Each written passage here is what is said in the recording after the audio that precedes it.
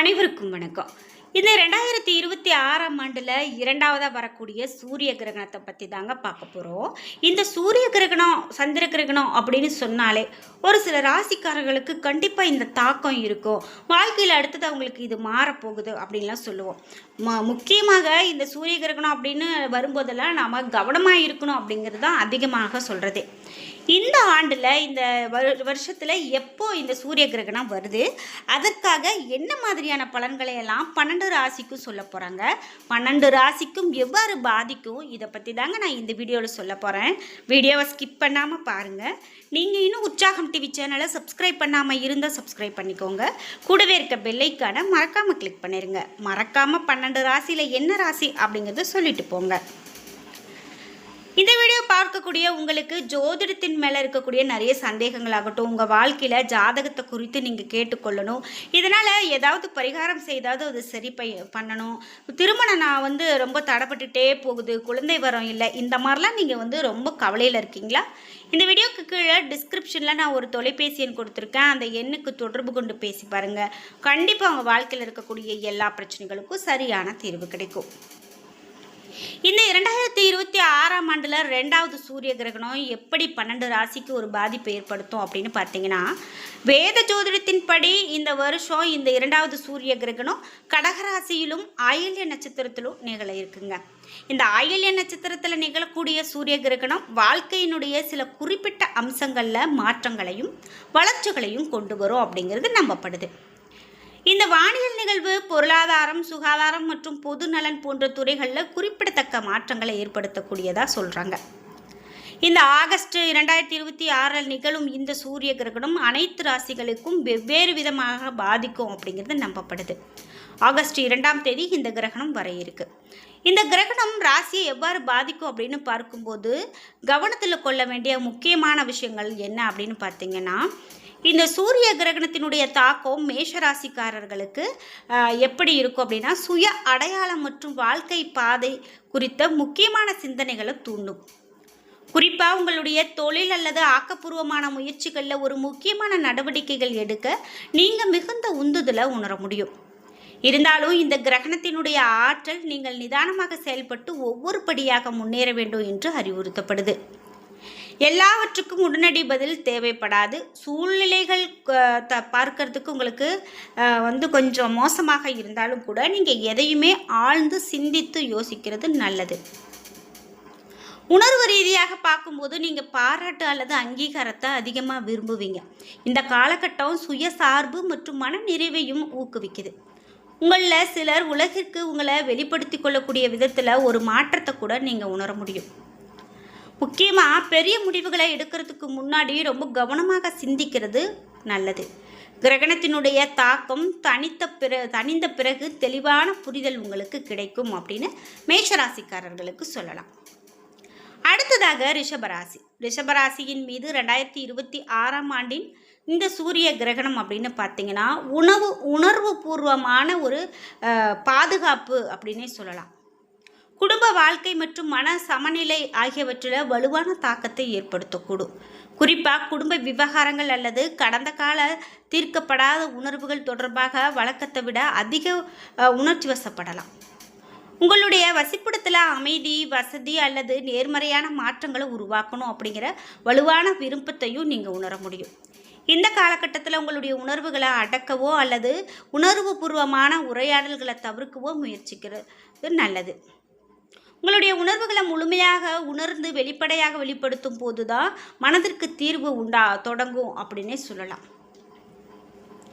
அடுத்ததாக மிதுன ராசிக்காரர்களுக்கு இந்த 2வது சூரிய கிரகணம் எப்படி ஒரு தாக்கத்தை கொடுக்கும் அப்படின்னு பார்த்தீங்கன்னா, உங்களுடைய தொடர்பான விஷயங்கள் ரொம்பவே முக்கியத்துவத்தையும் கவனத்தையும் அதிகரிக்கணும். இந்த காலகட்டத்தில் பேசப்படக்கூடிய விஷயங்கள் உங்களுக்கு செய்திகள் அல்லது தகவல்கள் ஆழமான அர்த்தத்தையும் நீண்ட கால முக்கியத்துவத்தையும் கொண்டிருக்கும். இருந்தாலும் விஷயங்களை நீங்கள் மிக அவசரமாகவோ அல்லது தெளிவின்றியோ கையாண்டா இந்த ஆண்டினுடைய கிரகணத்தினுடைய தாக்கங்கள் உங்களுக்கு குழப்பத்தையும் தவறான புரிதல்களையும் ஏற்படுத்தும். ஜோதிட கணிப்புகளின்படி உங்களுக்கு முன்பு நிச்சயமற்றதாகவோ அல்லது சிக்கலாகவோ தோன்றிய ஒரு சில சூழல் குறித்து உங்களுக்கு தெளிவு கிடைக்கும். குறுகிய பயணங்கள், அர்த்தமுள்ள உரையாடல்கள் அல்லது நெருக்கமானவர்களோடு மீண்டும் தொடர்பு, இந்த மாதிரியான விஷயங்கள்லாம் உங்களுக்கு கிடைக்கும் அப்படின்னு மிதுன ராசிக்காரர்களுக்கு சொல்லப்படுது. அடுத்ததாக கடகம் ராசி. கடகராசியில் இந்த இரண்டாவது சூரிய கிரகணத்தினுடைய விளைவுகள் எந்த மாதிரியான பாதிப்புகளை கொடுக்கும் அப்படின்னு பார்த்தீங்கன்னா, நிதி பழக்க வழக்கங்களையும் பணம் தொடர்பான ஒட்டுமொத்த முன்னுரிமைகளையும் பரிசீலனை செய்ய இது உங்களுக்கு ஊக்குவிக்கும். உணர்ச்சி ரீதியாக இந்த காலகட்டம் உங்களுடைய சுய மதிப்பு மற்றும் தனிப்பட்ட தகுதியை பற்றி ஆழமாக சிந்திக்கவும் உங்களை தூண்டக்கூடும். அவசரப்பட்டு செலவு செய்வதையோ அல்லது பொருள் சார்ந்த வெற்றியை மட்டும் கொண்டு உங்களுடைய மதிப்பை அளவிடுவதை தவிர்க்கிறது நல்லது. உங்களுக்கு உண்மையான நிலைத்தன்மை அப்படின்னு பார்த்தீங்கன்னா வெளிப்புற பாதுகாப்பில் இருந்து வர்றது கிடையாது, அது உள்ளார்ந்த நம்பிக்கையிலிருந்து வர்றது.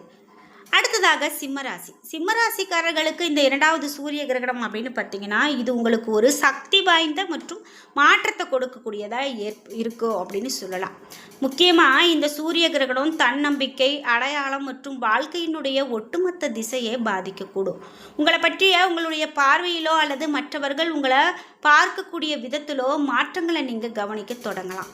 தன்னை பற்றியே சந்தேகம் கொள்ளக்கூடிய தருணங்கள் அல்லது கட்டுப்பாடு குறைந்து விட்டதா உணரக்கூடிய தருணங்கள் ஏற்படலாம். ஆனால் இந்த அனுபவங்கள் உங்களை மேலும் விழிப்போடும் கவனத்தோடும் இருக்க ஊக்குவிக்கும்.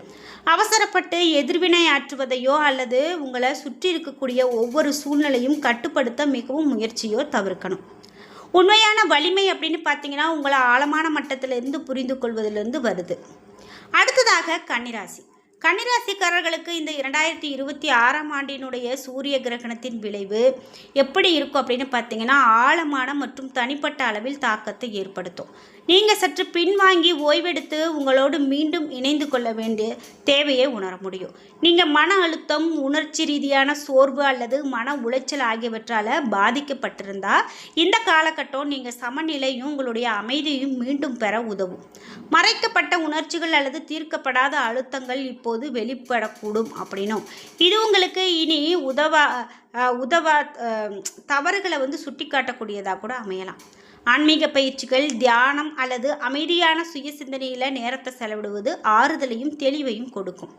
சுய அன்பு, குணமடைதல் இவை எல்லாமே உங்களுக்கு புரிந்து கொள்ளக்கூடிய காலகட்டம்.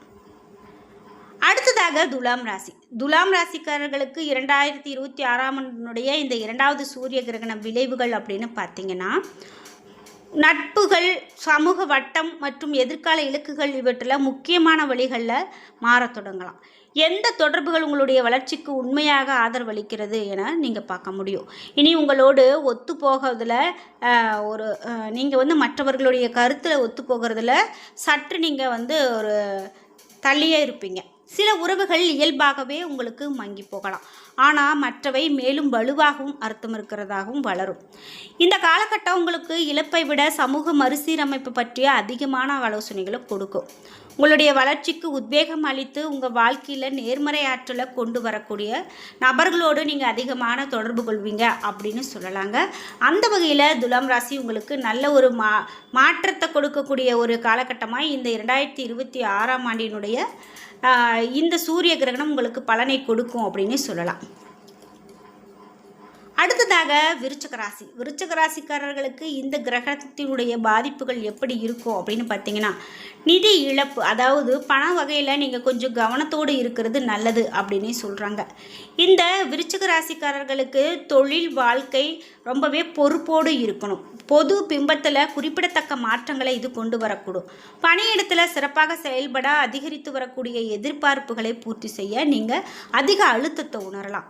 அதே போல் எதிர்பாராத சூழ்நிலைகள் அல்லது மாறி வரக்கூடிய பணியிட சூழ்நிலைகள் நீங்கள் சந்திக்க நேரிடும். நீங்கள் விழிப்போடு இருக்கவும் சில படிகள் முன்னதாகவே சிந்திக்க தேவைப்படும். இந்த நேரத்தில் அதிகாரத்தில் உள்ளவங்க விமர்சனங்கள் அல்லது தொழில்முறை சவால்களுக்கு உணர்ச்சி பூர்வமாக எதிர்வினையாற்றுவதையும் தவிர்க்க முடியும். அதற்கு பதிலாக பொறுமையுடனும் உத்தியுடனும் நீங்கள் சூழ்நிலைகளை கையாள்வதில் அதிகமான கவனம் செலுத்தணும்.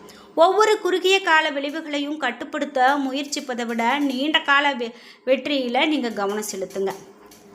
அடுத்ததாக தனுசு ராசி. தனுசு ராசிக்காரர்களுக்கு இந்த இரண்டாவது சூரிய கிரகணத்தினுடைய விளைவுகள் அப்படின்னு பார்த்தீங்கன்னா, நம்பிக்கைகள், கற்றல் அல்லது வாழ்க்கையை பற்றி ஒட்டுமொத்த கண்ணோட்டத்தையும் மாற்றக்கூடிய பழைய கருத்துக்களை கேள்வி கேட்கக்கூடிய ஒரு தன்மை உங்ககிட்ட இருக்கும். புதிய அறிவு, ஞானம் அல்லது ஆன்மீக நுண்ணறிவுகளை ஆராய நீங்கள் தூண்டப்படுவீங்க. இந்த நேரம் பயணம், படிப்பு அல்லது எதிர்கால திட்டங்களுக்கு கூடுதலான நெகிழ்வுத்தன்மை தேவைப்படலாம். உங்களுடைய கண்ணோட்டம் எதிர்பாராத வழிகளில் மாறத்தக்கதாகவும் தீவிரமாக சிந்திப்பதாகவும் இருக்கலாம். மாற்றங்களுக்கு தயாராக இருப்பது உங்களுடைய தனிப்பட்ட வளர்ச்சிக்கும் உருமாற்றத்திற்கு திறவுகோலாக அமையலாம். இப்படியே நாம் ஒவ்வொரு ராசிக்கும் சொல்லிக்கொண்டே போகலாம். அடுத்த ராசிக்கான பலன்களை நாம் அடுத்தடுத்த வீடியோக்களில் பார்க்க போகிறோம். நீங்கள் வீடியோக்களை ஸ்கிப் பண்ணாமையும் பார்க்கணும். அதே போல் சப்ஸ்கிரைப் பண்ணிவிட்டு பாருங்கள். அப்போ தான் அடுத்தடுத்த வீடியோக்கள் உங்களுக்கு கிடைக்கும். வீடியோ பிடிச்சிருந்தால் லைக் பண்ணுங்கள், ஷேர் பண்ணுங்கள், கமெண்ட் பண்ணுங்கள். நீங்கள் இன்னும் உற்சாகம் டிவி சேனலை சப்ஸ்கிரைப் பண்ணாமல் இருந்தால் சப்ஸ்கிரைப் பண்ணிக்கோங்க. கூடவே இருக்க பெல் ஐக்கானை மறக்காமல் கிளிக் பண்ணிடுங்க. நன்றி வியூவர்ஸ்.